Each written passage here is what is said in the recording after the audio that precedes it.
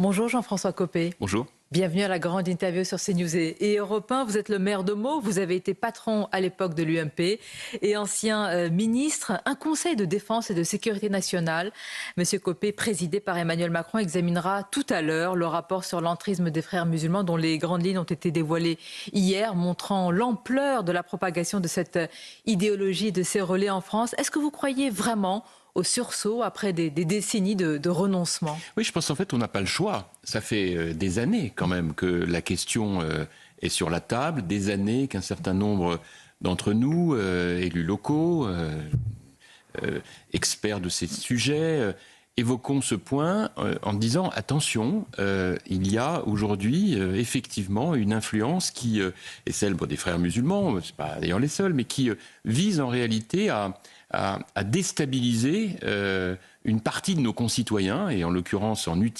instrumentalisant la religion musulmane à des fins de séparatisme, de politique, de violence, mais pas dans un cadre républicain. On l'a dit, on le sait. Et c'est d'autant plus douloureux qu'on a le sentiment qu'il y a un décalage entre ce qu'on peut lire et les décisions qu'on prend. Donc, conseil de défense, très bien, pourquoi pas, on va pas appeler comme on veut, mais en tout cas, c'est surtout un conseil de mobilisation. Voilà. Il faut une mobilisation générale, vous parlez de déstabilisation. Il est vrai que pendant des années, on a entendu les valeurs de la République, le vivre ensemble, ce sont belles expressions, mais face à cette tentacule, est-ce qu'on a finalement été dans un déni total? Alors, moi, je pense qu'il faut le lire, ce rapport. Il est intéressant parce que... Qu'est-ce que vous avez retenu? Qu'est-ce que vous avez appris que vous ne saviez pas? Non, je dois dire que je n'ai pas été surpris par ce que j'ai lu. Non, ce qui moi, m'intéresse, c'est que pour la première fois là, ça a été fait ailleurs, mais c'est intéressant, on met noir sur blanc un élément clé, c'est que cet entrisme extrémiste instrumentalise beaucoup de nos compatriotes de confession musulmane en leur disant « vous êtes des victimes ». Voilà. Et ça, c'est faux. Voilà. Et c'est ça qu'il faut, en fait, tuer dans l'œuf. Pourquoi ? Parce qu'en réalité, la France, et il faut le dire à l'ensemble de nos compatriotes, y compris de confession musulmane, il faut leur dire, mais attendez, la France, c'est le pays le plus protecteur de votre liberté et de votre protection sociale. Surtout le dire à une partie de la classe politique qui utilise le terme d'islamophobie à tout va. Mais exactement. Vous estimez que ce terme a contribué à cette stratégie? Qu'il y ait des islamophobes, qu'il y ait des gens qui soient racistes, qu'il y ait des gens qui soient antisémites, oui, ça malheureusement c'est la réalité. Sauf que dans le même temps, vous avez en France des institutions qui sont extrêmement clairs et fermes sur ces sujets. Il y a des tribunaux, il y a des décisions de justice. Bon, donc en réalité, vous avez, de ce point de vue de la part de l'extrême gauche française, Mélenchon en l'occurrence, une opération de lien avec les islamistes radicaux, c'est ce qu'on appelle l'islamo-gauchisme, pour essayer d'instrumentaliser beaucoup de nos concitoyens, notamment dans les quartiers, en leur racontant des choses fausses. Islamo-gauchisme, mais certains disent aussi, à un certain moment, de la part de certains élus, pour des raisons électorales, un islamo-droitisme. Il existe, il a existé? Je ne sais rien. En tout cas, je peux vous dire que moi, personnellement, à Meaux, je fais tout l'inverse et j'ai un dialogue permanent avec mes administrés de confession musulmane et je veille à ce que, premièrement, ils puissent exercer leur culte dans des lieux de culte, qu'il y ait bien sûr un carré confessionnel dans les cimetières, oui, qu'il puisse y avoir des repas de substitution, je ne vois pas pourquoi on obligerait les gens à aller contre des prescriptions alimentaires, c'est pas pour ça, pour des raisons religieuses, c'est pas pour ça que sont des extrémistes. En revanche, ce qui n'est pas négociable, c'est naturellement de ne pas mélanger avec la politique, premièrement, et puis deuxièmement, c'est de refuser le discours victimaire. Personne n'est victime. En réalité, les institutions sont là pour protéger. Et le rôle du maire de Meaux, en l'occurrence à Meaux, mon rôle, c'est de protéger mes concitoyens de toutes ces dérives. Probablement qu'il y aura, on verra, un discours victimaire. En tous les cas, il y a déjà des attaques aux propositions, notamment de l'ancien Premier ministre Gabriel Attal, qui veut interdire le voile dans l'espace public pour les moins de 15 ans. Il souhaite créer, je le précise, un délit de contrainte au port du voile contre les parents qui donc contraindraient, obligeraient leurs filles à le porter. Est-ce que c'est vraiment réaliste tout d'abord? Est-ce que c'est faisable? Moi, vous connaissez ma position là-dessus. Je suis celui qui a fait une loi d'interdiction de la burqa en France, mais la burqa, c'est le masque intégral, c'est-à-dire le déni d'identité pour les femmes, voilà, tel qu'on peut le voir malheureusement dans certains pays. Mais je pense que l'idée de dire on va interdire le voile dans l'espace public, c'est pour un les combat moins de 15 ans. Oui, mais c'est un combat qui en fait est est pas vraiment réaliste. C'est-à-dire qu'aujourd'hui, ce combat, peut-être on aurait pu le mener il y a 25 ans ou 30 ans, mais... c'est trop tard. Mais c'est pas ce point-là. Mais non, mais ce qui moi m'importe. Mais pourquoi? Qu'est-ce qui vous gêne? Une police du vêtement qui viendrait... Non, mais c'est surtout qu'à partir... on a sanctuarisé des lieux par la loi. On l'a fait, notamment l'école, les administrations publiques, etc. Moi, je préfère qu'on concentre notre énergie sur l'idée d'avoir, d'un côté, la plus grande fermeté face à des comportements d'entrisme. J'entends parler de ce qui se passe dans des salles de sport, dans des auto-écoles, tout ça. C'est une chose, mais de l'autre, avoir vis-à-vis des musulmans un discours en disant « mais attendez, vous êtes français, vous êtes citoyen, vous êtes protégé, n'acceptez pas ce discours victimaire. Venez, vous aussi, dire ouvertement que ce n'est pas ce que vous voulez dans le vivre ensemble français. » Je vous pose la question différemment. Est-ce que pour vous, la présence du voile dans la rue est un problème en France ? Mais c'est un débat que je sais que vous posez régulièrement cette question. Oh non. Mais je sais pas. Mais non, mais c'est pas. Je la pose après la proposition de M. Attal. Je ne fais pas ce reproche. Non, pas du tout. Je suis juste en train de vous dire que, de mon point de vue, ce débat-là, ce combat pour ceux qui s'y opposent, n'est plus aujourd'hui possible au regard du nombre de gens, de femmes qui le portent et qui n'en font pas un élément de militantisme. Mais est-ce que c'est un signe pour vous de non-intégration? Est-ce que le voile à grande échelle vous pose un problème ou pas? Pour certains non, pour d'autres oui. Je préfère qu'il n'y ait pas de signe religieux. Voilà, je le préfère. Mais je pense qu'aujourd'hui... Tous les signes religieux.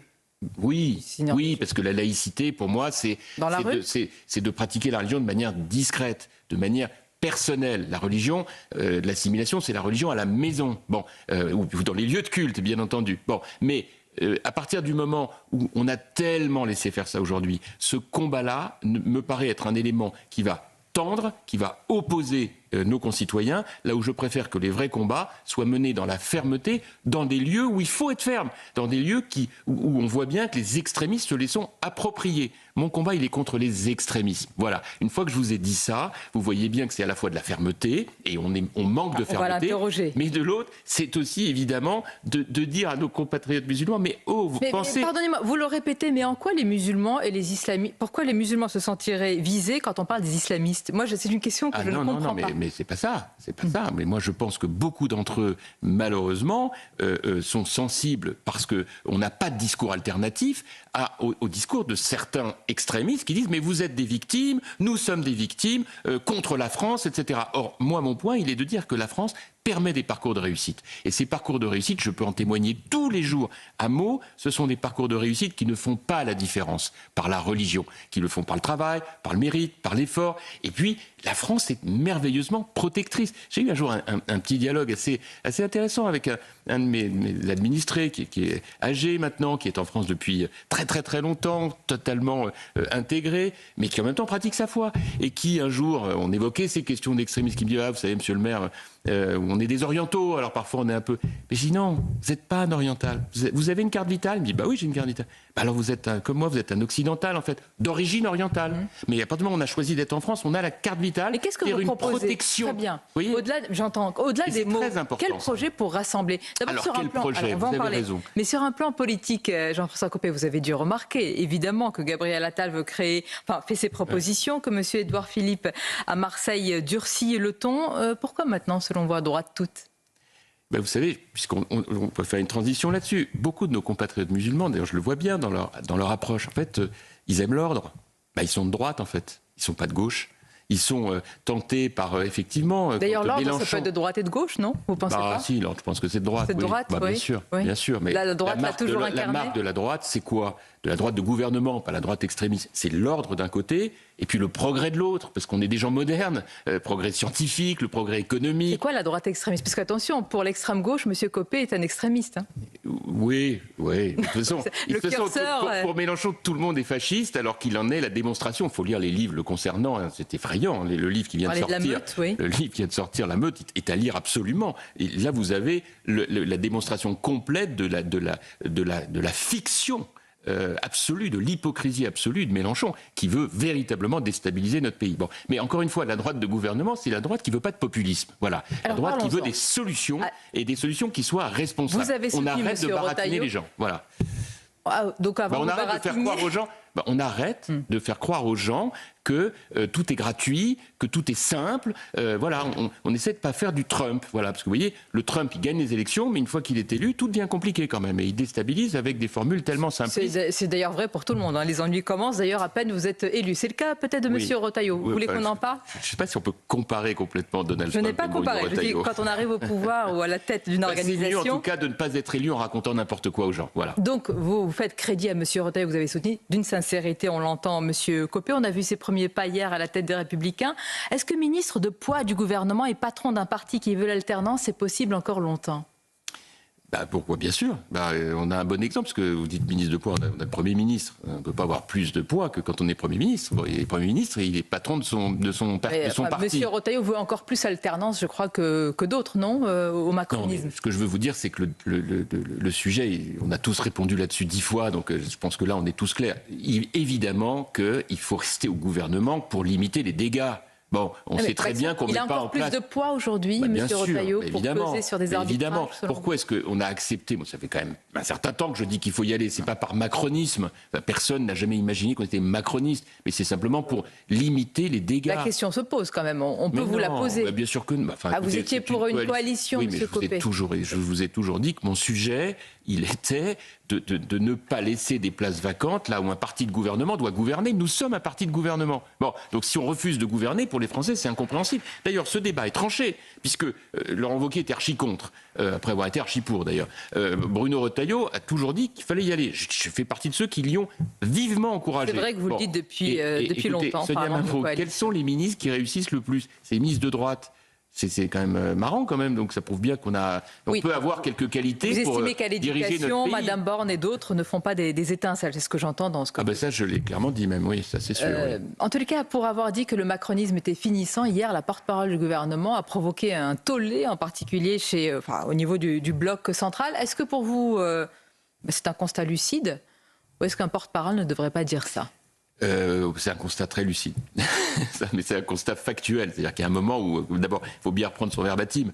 Elle a dit qu'effectivement, à partir de 2027, par définition, techniquement, peut-être même avant d'ailleurs, mais enfin techniquement, M. Macron, il sera plus président de la République. Politiquement, généralement, on a envie que le courant macronisme, sarkozysme, chiracisme, survive après soi. Ah oui, mais pour ça, il faut construire une doctrine. Hein. Donc il n'y en a pas. L'erreur historique d'Emmanuel Macron, c'est d'avoir refusé la doctrine, c'est-à-dire de choisir le en même temps, c'est-à-dire l'immobilisme. C'est ça que nous payons au plus cher aujourd'hui, et c'est ça qui a fait monter les deux extrêmes. C'est pour ça qu'il faut revenir à un clivage droite-gauche assumé. Alors la gauche se débrouillera, le PS s'est fourvoyé avec Mélenchon, tant pis pour eux, mais nous, on a la force, et c'est pour ça que je dis pour la première fois depuis 2 jours, je vois un rayon de soleil petit mais réel à droite, c'est que je pense que Bruno Retailleau est en situation de pouvoir créer une dynamique chez les Républicains qui renoue avec ce que c'est que l'esprit de conquête. Et au-delà, il faut aller au-delà des murs, des fenêtres et des portes, si je puis dire, des Républicains. Est-ce que l'alliance des droites, pour vous, c'est jamais, jamais, jamais? Et qu'est-ce que c'est l'alliance des droites? C'est par exemple des personnalités, par exemple Laurent Wauquiez a cité Sarah Knafo et d'autres. Non mais,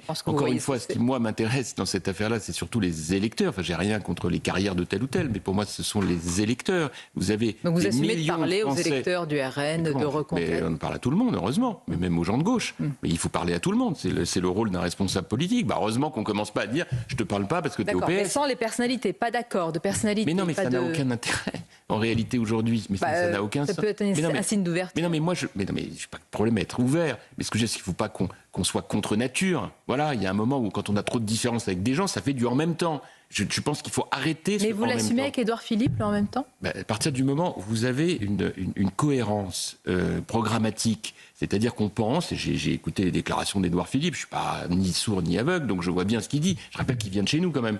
Il était UMP au départ. Donc, il est parti depuis. Oui, il n'est pas parti non plus chez Mélenchon. Il faut se détendre avec ça. Vous venez de dire que vous n'êtes pas macroniste. Il a été Premier ministre Emmanuel Macron. Écoutez, si vous voulez vraiment entendre du mal d'Emmanuel Macron, vous allez voir Édouard Philippe. Franchement, je vais vous dire.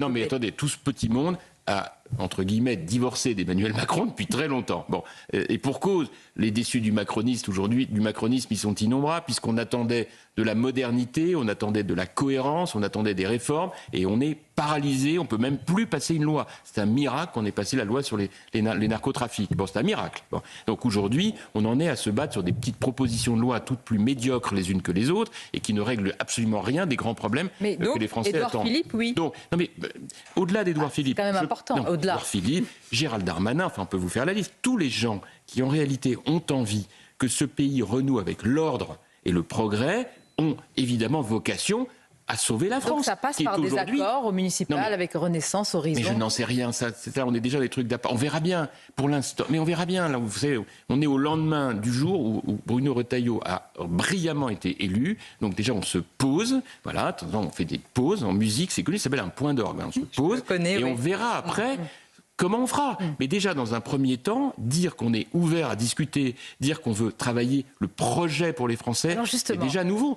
Expliquez-moi la partition. Puisque vous parlez de musique, Monsieur Copé, la partition pour conclure. Si vous deviez, à nos auditeurs et téléspectateurs ce matin, expliquer le corpus de votre droite de gouvernement, que diriez-vous? Très simple, très simple à dire. Après, il faut le faire. C'est que je pense que nous devons avoir deux messages qui soient clairs. Premièrement, rétablir l'ordre à l'école, dans la rue, aux frontières, défendre la laïcité et l'autorité au bon sens du terme, et de l'autre, le progrès, parce qu'on n'est pas des ringards. À droite, on est attentif à ce que notre pays avance. Donc, être conservateur, c'est être ringard, mais être progressiste, c'est à la mode.